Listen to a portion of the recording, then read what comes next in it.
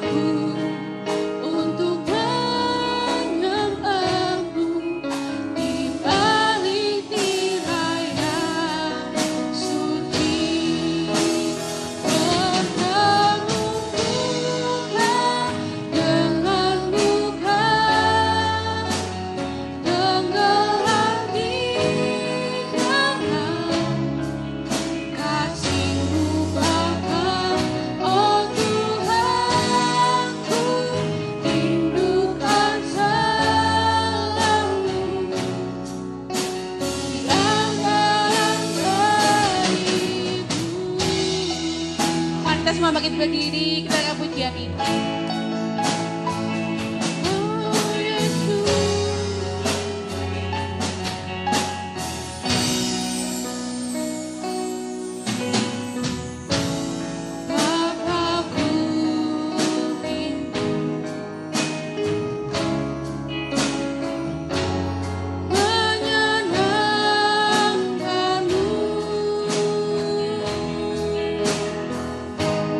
Ajarku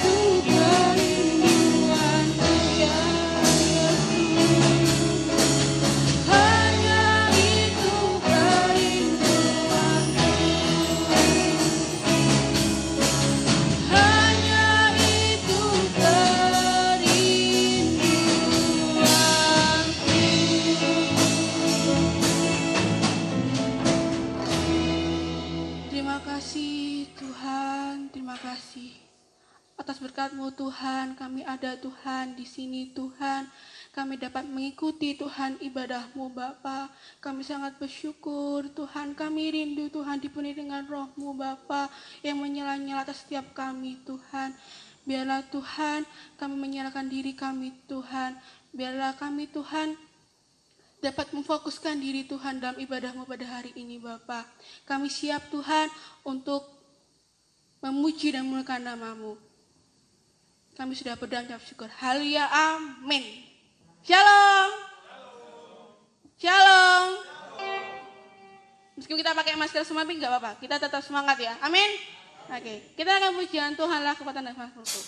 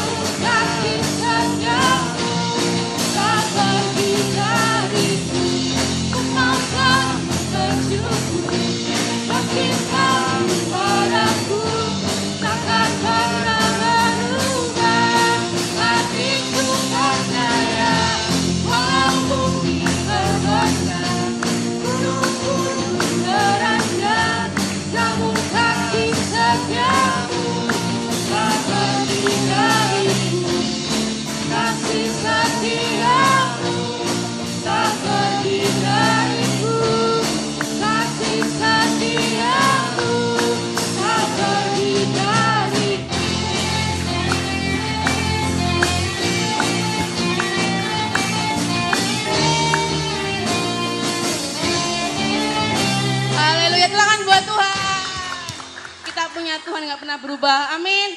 Kita akan pujian firman terangi jalanku.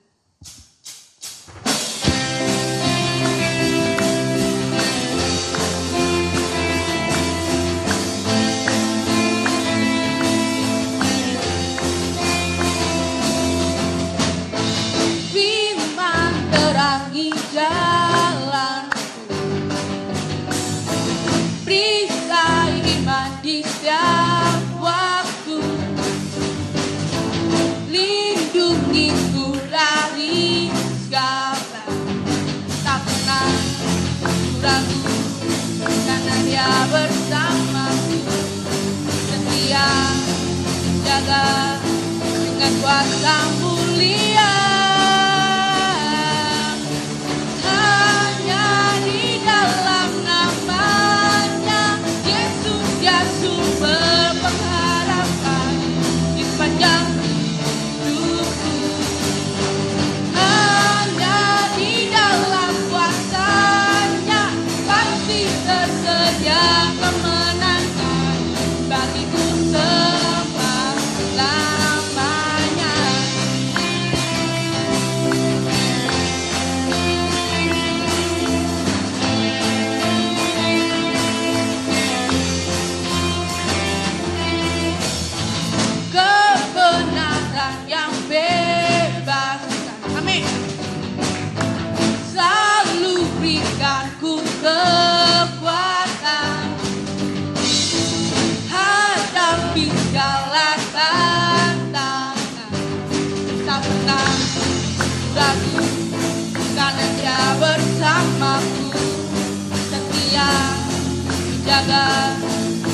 kuasa mulia.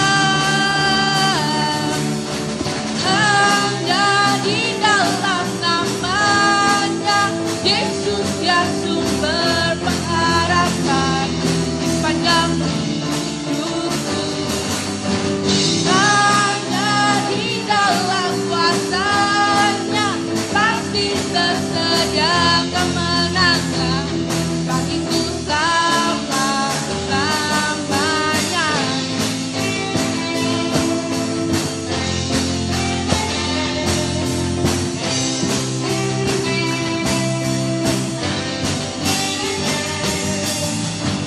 Dalam namanya ada pengharapan, dalam kuasanya kemenangan. Dalam namanya ada pengharapan, dalam kuasanya kemenangan.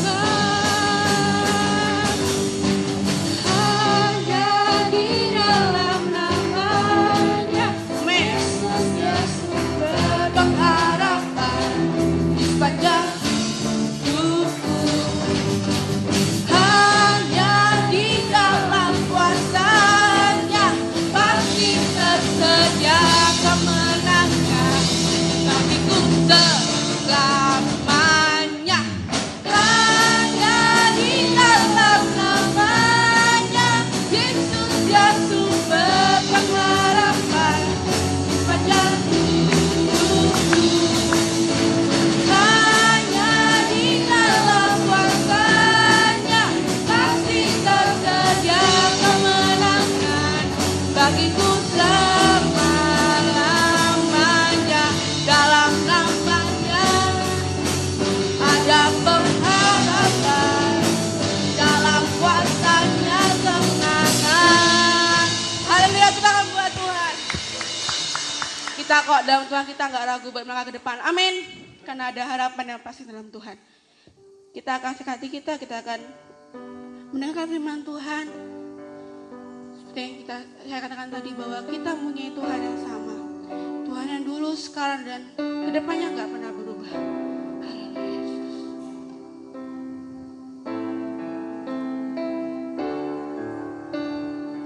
Tak terbatas kuasa-Mu Tuhan, semua dapat Kau lakukan. Apa yang kelihatan mustahil bagiku, itu sangat mungkin bagimu. Tak terbatas kuasa-Mu Tuhan, semua dapat Kau lakukan. Apa yang kelihatan mustahil bagiku, itu sangat mungkin bagimu. Di saat ku tak berdaya, kuasa-Mu yang sempurna, ketika ku percaya mujizat itu nyata, bukan karena kekuatan, namun Roh-Mu ya Tuhan. Ketika ku berdoa, mujizat itu nyata. Di saat ku tak berdaya, kuasa-Mu yang sempurna, ketika ku percaya mujizat itu nyata, bukan karena kekuatan, namun Roh-Mu ya Tuhan. Ketika ku berdoa, mujizat itu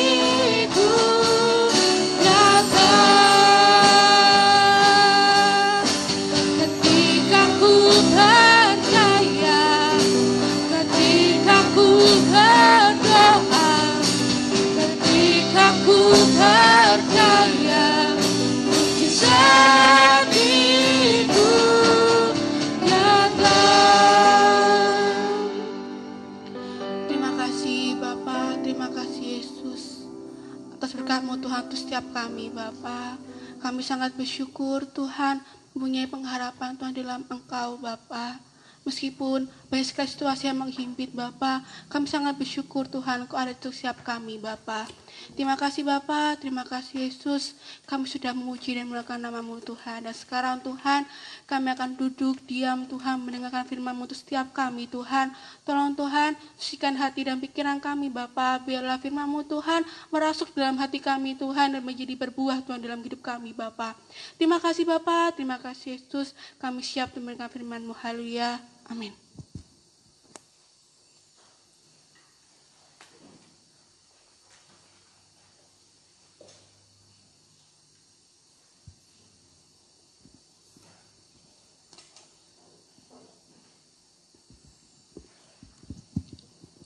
Haleluya.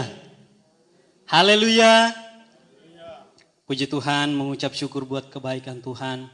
Hari ini Tuhan mempercayakan saya untuk menyampaikan kebenaran firman Tuhan melalui ketua di tempat ini. Saya bersyukur Tuhan masih memberikan kepercayaan untuk kita sama-sama belajar kebenaran firman Tuhan sehingga kita tetap kuat di dalam Tuhan. Amin. Saya hari ini sangat bersyukur, senang, terus kangen juga dengan teman-teman. Karena sebelum-sebelumnya tuh hanya beberapa orang. Tapi hari ini puji Tuhan. Haleluya. Bisa berikan kemuliaan bagi nama Tuhan. Haleluya. Nah teman-teman, langsung saja kita buka ayat kebenaran firman Tuhan. Di dalam Kejadian pasal 39. Kejadian pasal 39 ayat 1 hingga ayat yang ke-6. Mungkin teman-teman sudah tahu cerita ini, tapi saya mengajak kita untuk belajar kembali dari kehidupan Yusuf. Haleluya. Teman-teman akan menyaksikan, saya akan bacakan buat kita semua. Kejadian pasal 39 ayat 1 hingga ayat 1 sampai ke 6 dengan judul perikop Yusuf di rumah Potifar. Adapun Yusuf telah dibawa ke Mesir dan Potifar seorang Mesir, pegawai istana Firaun, kepala pegawai raja, membeli dia dari tangan orang Ismail yang telah membawa dia ke situ. Tetapi Tuhan menyertai Yusuf sehingga ia menjadi seorang yang selalu berhasil dalam pekerjaannya. Maka tinggallah ia di rumah tuannya orang Mesir itu. Setelah dilihat oleh tuannya bahwa Yusuf disertai Tuhan dan bahwa Tuhan membuat berhasil segala sesuatu yang dikerjakannya, maka Yusuf mendapat kasih Tuhannya dan ia boleh melayani dia. Kepada Yusuf diberikannya kuasa atas rumahnya, atas segala miliknya diserahkannya pada kuasa Yusuf. Sejak saat ia memberikan kuasa dalam rumahnya dan atas segala miliknya kepada Yusuf, Tuhan memberkati rumah orang Mesir itu karena Yusuf. Sehingga berkat Tuhan ada atas segala miliknya, baik yang ada di rumah maupun yang di ladang. Segala miliknya diserahkannya pada kuasa Yusuf. Dan dengan bantuan Yusuf ia tidak usah lagi mengatur apa-apapun selain dari makanannya sendiri. Cukup sampai situ. Puji Tuhan, inilah kebenaran firman Tuhan. Nah teman-teman yang saya kasih dalam Tuhan, kita akan sama-sama belajar. Saya memberikan judul di sini adalah, kalau teman-teman bisa perhatikan di situ, memang tulisannya agak sedikit kecil ya. Itu saya memberikan judul Pemuda yang Berkualitas. Sebelum kita mempelajari lebih dalam dari itu, teman-teman mungkin sudah tahu tentang kisah Yusuf. Bagaimana dia diproses oleh Tuhan, bahkan pun saudara-saudaranya sendiri yang mereka merencanakan sesuatu untuk membunuh dia, dan ketika rencana itu gagal dan dia dimasukkan ke dalam sumur, dan ketika dalam sumur tidak berhenti sampai situ, dia dijual lagi oleh saudara-saudaranya sendiri. Itu prosesnya Tuhan. Dan itu akan melihat pemuda-pemuda yang berkualitas ketika diproses oleh Tuhan dan mereka mau mengikuti proses itu. Teman-teman yang saya kasih dalam Tuhan, ini tema yang saya ambil adalah pemuda yang berkualitas.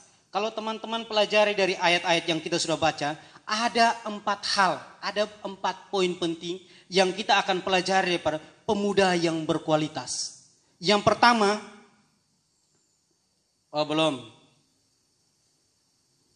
yang pertama langsung saja. Pemuda yang berkualitas adalah pemuda yang taat dan mau mengikuti didikan Tuhan. Sebenarnya ini tidak mudah ya teman-teman. Kalau kita pelajari dari kehidupan Yusuf. Coba kita baca di ayat yang pertama. Adapun Yusuf telah dibawa ke Mesir dan Potifar seorang Mesir, pegawai istana Firaun, kepala pengawal raja, membeli dia dari tangan orang Ismail yang telah membawa dia ke situ.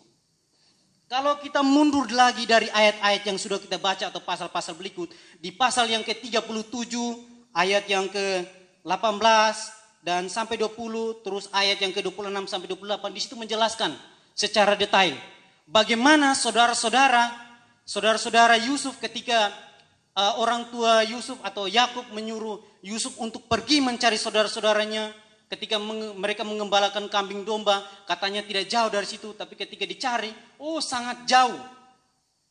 Dan sampai sana belum sampai. Saudara-saudaranya sudah bersepakat untuk membunuh dia. Seperti tadi yang saya sudah katakan, dia dimasukkan ke dalam sumur. Ketika orang-orang Ismail lewat dari situ, apa saudara? Dia ditarik keluar. Dia dijual oleh saudaranya sendiri. Saudara, kalau kita bermasalah dengan orang yang tidak kita kenal, itu sesuatu yang menurut kita biasa-biasa saja. Tetapi dengan saudara kita sendiri, itu sesuatu perjuangan yang besar. Tidak mudah. Jadi saudara, ketika saudara ingin menjadi pemuda yang berkualitas, saudara harus mau taat mengikuti didikannya Tuhan.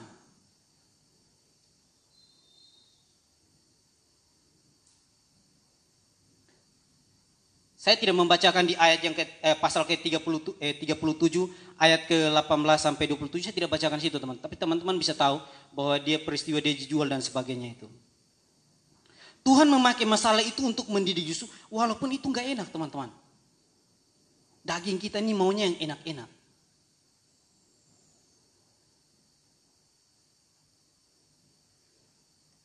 Teman-teman yang saya kasih dalam Tuhan, kalau kita melihat dari kisahnya Yusuf sungguh sangat tragedis ya. Saudaranya sendiri menjual dia. Tapi itu prosesnya Tuhan. Kalau kita baca selanjutnya ketika Tuhan membawa dia sangat jauh. Tapi harus ada proses yang dia harus alami. Sehingga menjadikan dia pemuda yang bermutu, berkualitas. Dan dapat dilihat kemurnian hatinya. Teman-teman yang saya kasih dalam Tuhan. Kalau kita tidak melewati permasalahan, proses dalam hidup kita. Kehidupan kita akan terasa biasa-biasa saja. Proses masalah yang Tuhan izinkan untuk memurnikan kehidupan kita. Supaya ketika kita menjadi seorang pemimpin atau apapun itu, kita tidak angkuh.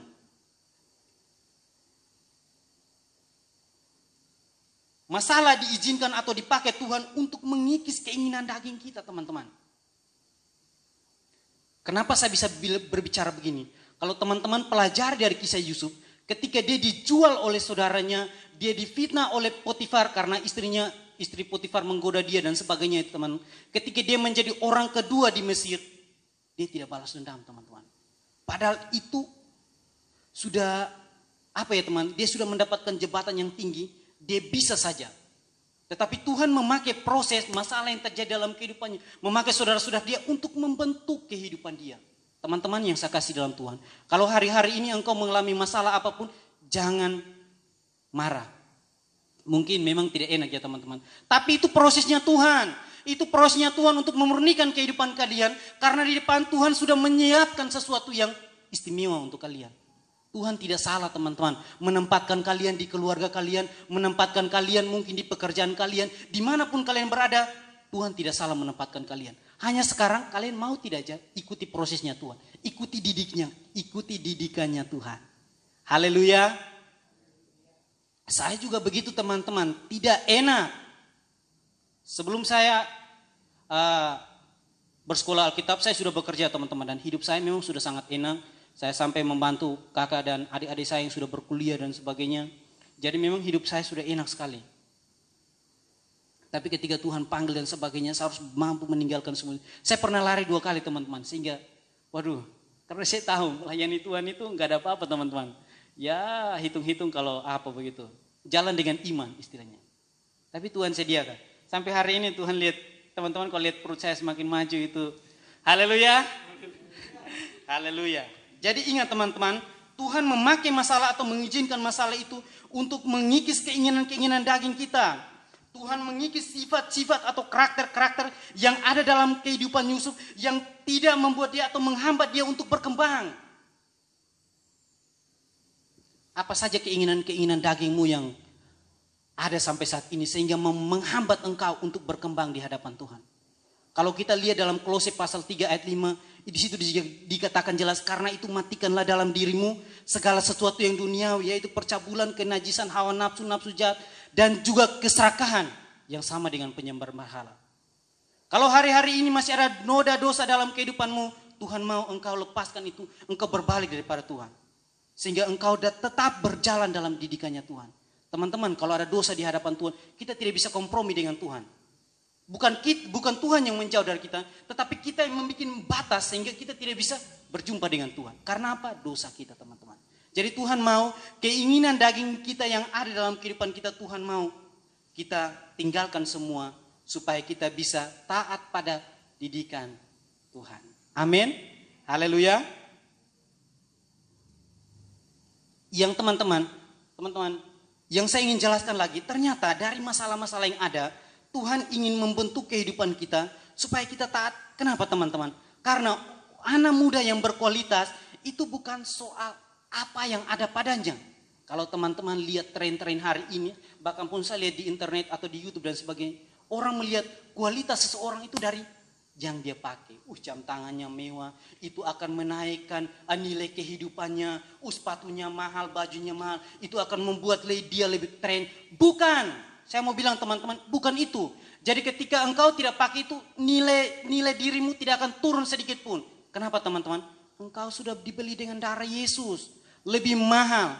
Darah Yesus tidak bisa dibayar dengan apapun. Kehidupan kita sudah ditebus, sudah lunas. Jadi teman-teman jangan berpikir bahwa saya harus pakai itu baru saya bisa nilai hidup saya tinggi atau saya lebih keren pakai itu. Tidak.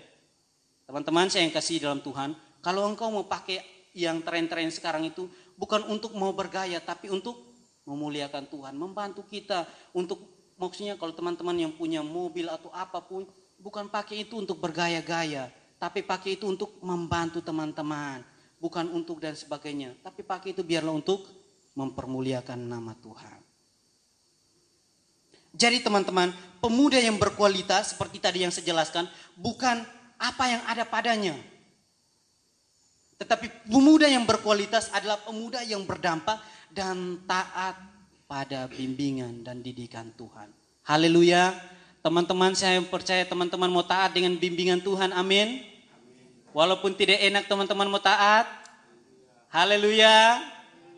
Haleluya. Itu yang pertama teman-teman. Jadi yang kita pelajari yang pertama itu, bagaimana seseorang bisa menjadi pemuda yang berkualitas adalah pertama tadi saya sudah jelaskan bahwa dia harus taat dan mau mengikuti didikan Tuhan. Yang kedua teman-teman, pemuda yang berkualitas adalah, tulisannya terlalu kecil saya nggak bisa lihat ya. Teman-teman bisa lihat ya.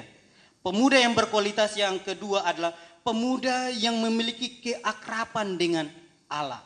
Coba kita baca di ayat yang kedua dan ketiga. Tetapi Tuhan menyertai Yusuf sehingga ia menjadi orang yang selalu berhasil dalam segala pekerjaannya. Maka tinggallah ia di rumah Tuhan orang Mesir itu setelah dilihat oleh tuannya bahwa Yusuf disertai Tuhan dan bahwa Tuhan membuat berhasil segala sesuatu yang dikerjakannya. Teman-teman yang saya kasih dalam Tuhan, ketika seseorang mempunyai keakraban dengan Tuhan, maka dia akan disertai oleh Tuhan. Teman-teman, memang ayat-ayat yang sudah kita baca ini tidak menjelaskan bahwa Yusuf itu membaca Talmud, membaca Taurat atau mempunyai hubungan yang pribadi dengan Tuhan. Tidak. Tetapi Alkitab memang dengan jelas menjelaskan kepada kita bahwa orang yang disertai Tuhan adalah orang yang akrab dengan Tuhan. Sejauh ini sampai mana teman-teman mempunyai hubungan yang akrab, yang intim dengan Tuhan. Teman-teman jangan kaget kalau teman-teman jauh daripada Tuhan. Terasa sangat jauh. Kayak tidak ada penyertaan Tuhan dalam hidupmu. Itu ada yang salah. Teman-teman saya mau bertanya. Teman-teman lebih percaya siapa? Orang yang lebih lebih dekat dengan teman-teman atau orang yang tidak, mungkin jarang-jarang dekat dengan teman-teman. Pasti teman-teman pasti sharing atau cerita mungkin curhat itu dengan teman-teman yang dekat, yang akrab, sahabat. Tuhan mau juga begitu. Bagaimana kita membangun kedekatan dengan Tuhan, keakraban dengan Tuhan. Itu Tuhan akan menyertai kehidupan kita. Kita melihat dari kehidupan Yusuf. Ketika dia disertai Tuhan, Tuhan melakukan segala sesuatu pekerjaan yang dilakukan oleh Yusuf berhasil. Bahkan pun itu bisa dilihat teman-teman. Orang yang tidak mengenal Tuhan bisa melihat dari kehidupan kita, dari kehidupan Yusuf. Makanya dia bisa percaya, teman-teman. Bisa ya. Kalau saya pelajari kok bisa. Teman-teman, ketika saya pelajari sastra bahasa orang Yunani dan adat istiadat bahkan pun sejarah, ternyata Yusuf itu tinggal lumayan sangat lama.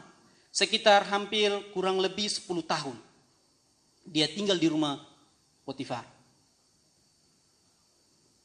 Jadi teman-teman, kita mau belajar, ternyata dia di tempat yang orang-orang tidak mengenal Tuhan juga, tetapi dia tetap membangun hubungan yang dekat dengan Tuhan.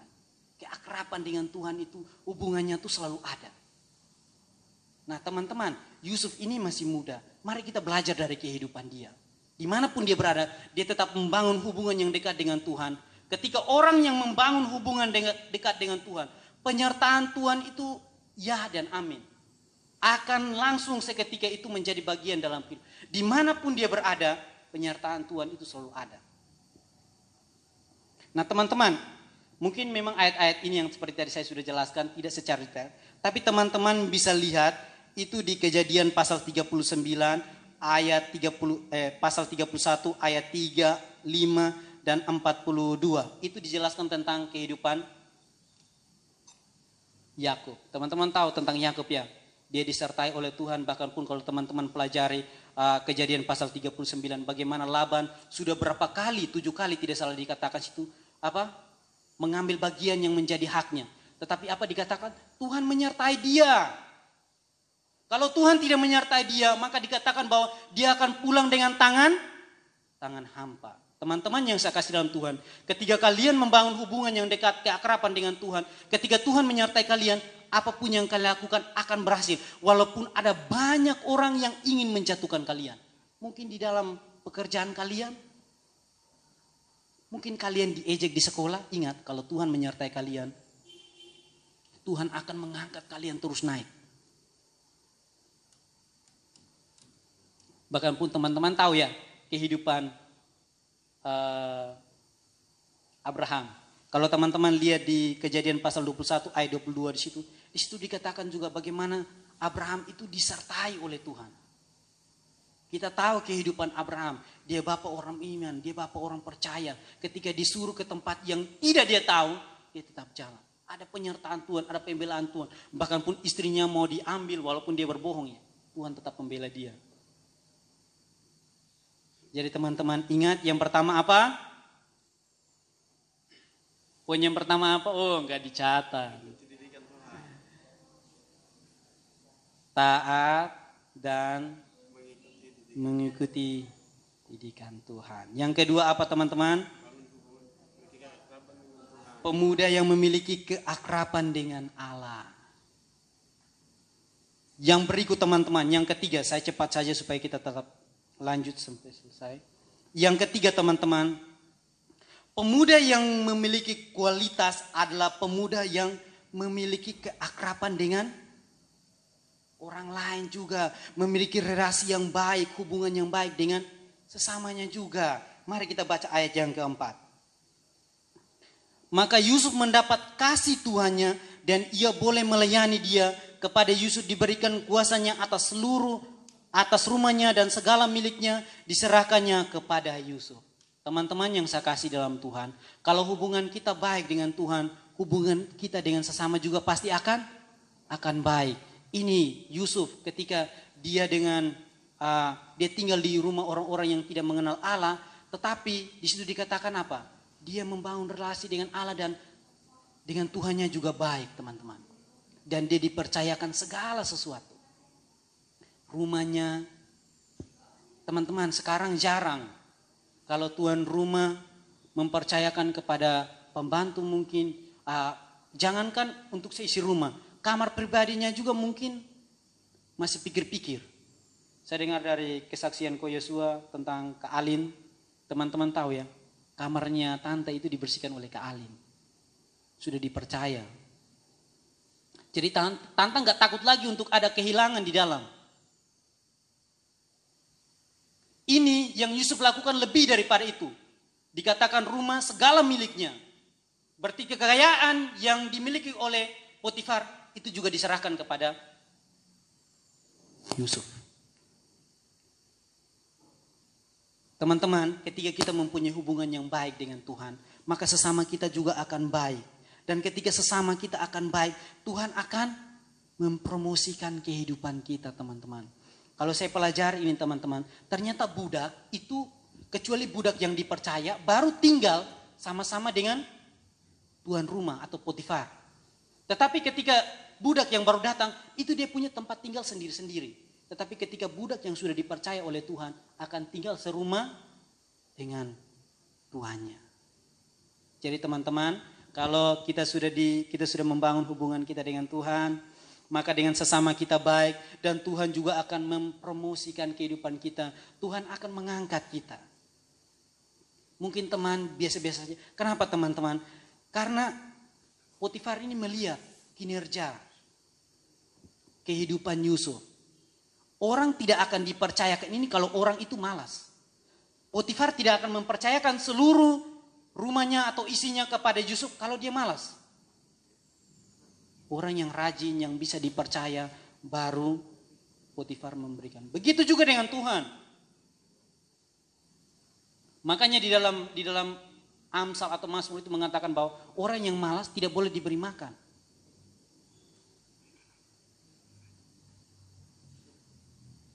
Teman-teman yang saya kasih dalam Tuhan, kalau kita belajar untuk taat, setia pada hal-hal yang kecil, apapun itu, tapi engkau lakukan dengan setia, taat, Tuhan akan mengangkat engkau. Hari-hari ini Tuhan mungkin mempercayakan engkau mungkin sesuatu yang sangat kecil, yang engkau rasa tidak ada artinya mungkin, atau orang rasa kenapa kau buang-buang waktu, atau kenapa teman-teman sibuk dengan itu, tidak ada artinya. Ingat teman-teman, kalau Tuhan mempercayakan sesuatu yang kecil, tapi ketika kita melakukan dengan setia, taat, Tuhan akan mempromosikan kita. Tuhan akan mengangkat kita untuk menjadi pemimpin. Haleluya. Haleluya. Yang berikut teman-teman, poin yang keempat. Poin yang keempat adalah pemuda yang berkualitas adalah pemuda yang menjadi penentu berkat bagi orang lain. Nah, teman-teman mau jadi penentu berkat bagi orang lain? Amin. Kalau tidak ada kamu tidak rame. Nah, itu tren hari-hari ini. Teman-teman bisa perhatikan di ayat yang ke-5 dan 6. Di situ dikatakan bahwa sejak ia memberikan kuasa dalam rumahnya dan atas segala miliknya kepada Yusuf, Tuhan memberkati rumah orang Mesir itu karena Yusuf. Hari ini saya mau bilang pada teman-teman, kalau Tuhan menyertai kehidupan kita, Tuhan ada dalam kehidupan kita ketika kita membangun hubungan yang dekat dengan Tuhan, kita akan menjadi penentu berkat bagi orang lain. Amin. Haleluya. Teman-teman mau jadi penentu berkat bagi orang lain. Ketika teman-teman ada dimanapun, orang merasakan damai, sejahtera, sukacita. Bukan soal berkat teman-teman. Tapi ketika engkau ada di mana orang merasa terberkati. Ketika engkau senyum mungkin. Suasana yang pertama panas-panas langsung senyum semua. Bisa senyum teman-teman? Iya teman-teman, senyum kita juga bisa mengubah hati orang yang mungkin lagi sedih, apa itu.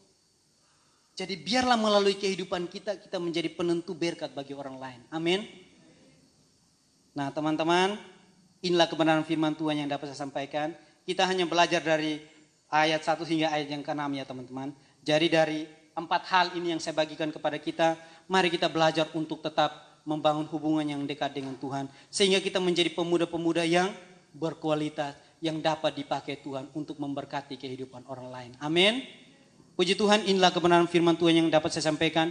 Mari saya undang kita semua bangkit berdiri. Saya undang pemain musik maju ke depan.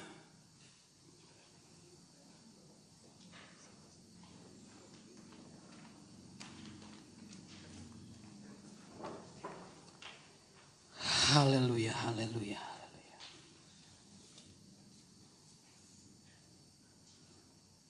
Kita angkat satu pujian, penolong yang setia. Terima kasih.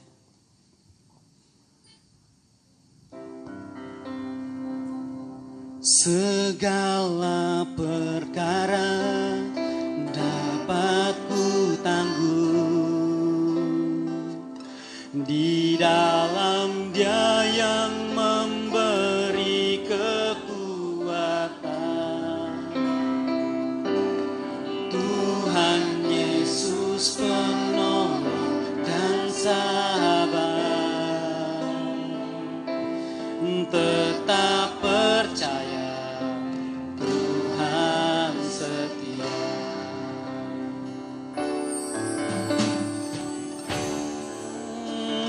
Dapat ku tangguh di dalam Dia yang memberi kekuatan.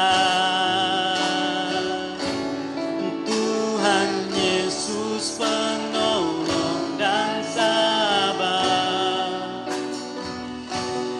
tetap percaya Tuhan setia. Katakan penolong yang setia. Allah yang selalu setia,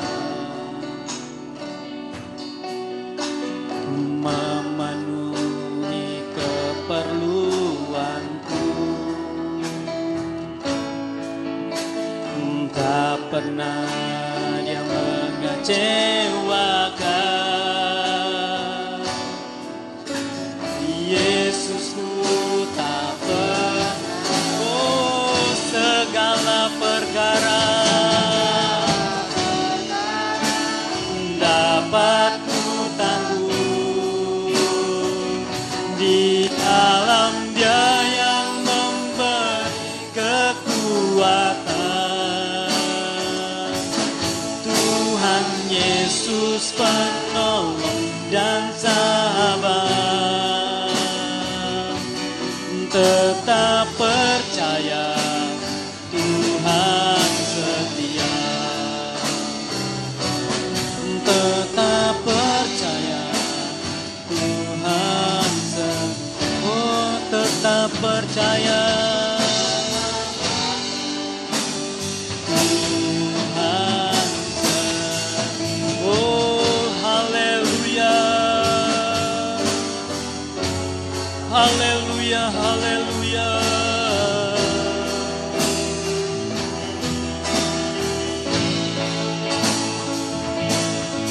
Bapa di dalam kerajaan sorga, kami bersyukur buat kebaikan-Mu dalam setiap kehidupan kami. Kalau malam hari ini Tuhan, hamba-Mu sudah selesai menyampaikan isi hati-Mu, tetapi Engkau tetap terus berbicara dalam setiap kehidupan anak-anak muda di tempat ini. Pakai mereka menjadi alat-Mu yang sempurna Tuhan. Biarlah pemuda-pemuda di tempat ini menjadi pemuda-pemuda yang siap dipakai oleh Tuhan. Menjadi pemuda-pemuda yang berkualitas, yang dipakai Tuhan untuk pekerjaan yang dahsyat. Kami percaya Tuhan tidak ada yang mustahil bagi Engkau. Kami menyerahkan pemuda-pemuda ini ke dalam tangan kasih-Mu. Tuhan memberkati setiap kehidupan mereka, baik dalam pekerjaan mereka, pendidikan mereka. Kami pertaruhkan masa depan yang terbaik dalam setiap kehidupan mereka ke dalam tangan Tuhan. Tuhan memberkati mereka, tolong mereka dalam setiap pergaulan mereka. Kami berdoa dalam nama Yesus, Engkau memberkati mereka, mampukan mereka Tuhan, supaya dalam pergaulan mereka diberkati Tuhan. Mereka menjadi berkat bagi orang lain, dan biarlah pergaulan-pergaulan mereka dapat mempermuliakan nama Tuhan. Kami berdoa segala sesuatu yang jahat, yang ingin menjauhkan mereka daripada kasih-Mu, kami berdoa, kami sihati, kami tolak dalam nama Yesus. Biarlah Tuhan tetap mengangkat mereka menjadi pemimpin yang Tuhan sudah sediakan untuk mereka. Terima kasih Bapa yang baik, terima kasih Tuhan. Kami berdoa juga menyerahkan keluarga besar daripada pemuda-pemuda di tempat ini, memberkati mereka semua Bapa. Terima kasih Bapa, terima kasih Tuhan. Kami terus berdoa untuk bangsa Indonesia. Tuhan memberkati Indonesia, setiap pemimpin-pemimpin kami, baik presiden, wakil presiden, para jajaran menteri, pemerintahan yang paling terkecil RTW. Tuhan tolong mereka dalam setiap tugas tanggung jawab mereka. Terlebih melalui keadaan-keadaan yang tidak memungkinkan hari-hari ini Tuhan. Melalui wabah virus corona Tuhan mampukan setiap pemimpin kami. Sehingga Bapa yang baik mereka dapat mengatasi atau mencegah wabah virus corona ini seturut dan sekehendak dengan pimpinan Tuhan. Terima kasih Bapa yang baik, terima kasih Tuhan. Berdoa juga menyerahkan tim medis ke dalam tangan kasih-Mu. Jaga serta lindungi mereka. Berkat Tuhan menjadi bagian hidup mereka. Tolong mereka Tuhan. Kuatkan mereka Tuhan. Biarlah kesehatan menjadi bagian hidup mereka. Sehingga mereka tetap kuat untuk melayani setiap orang-orang yang terkena wabah virus corona. Terima kasih Bapa yang baik.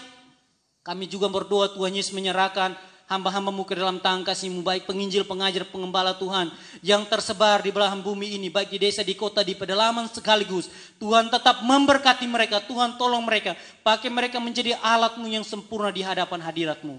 Terima kasih Bapa, terima kasih Tuhan. Ini yang menjadi kerinduan kami Tuhan. Akhirnya saudara-saudara yang terkasih dalam Tuhan, mari kita angkat tangan kita menghadap kepada Tuhan. Terimalah berkat daripada Allah Bapa, cinta kasih pengorbanan dari Sang Putra, serta penghiburan daripada Allah Roh Kudus, biarlah menyertai kehidupan kita mulai saat ini sampai Maranatha Tuhan Yesus datang kali kedua. Kita terima berkat ini di dalam nama Tuhan Yesus Kristus. Haleluya. Amin. Puji Tuhan, saya berikan kepada Ketua Pemuda.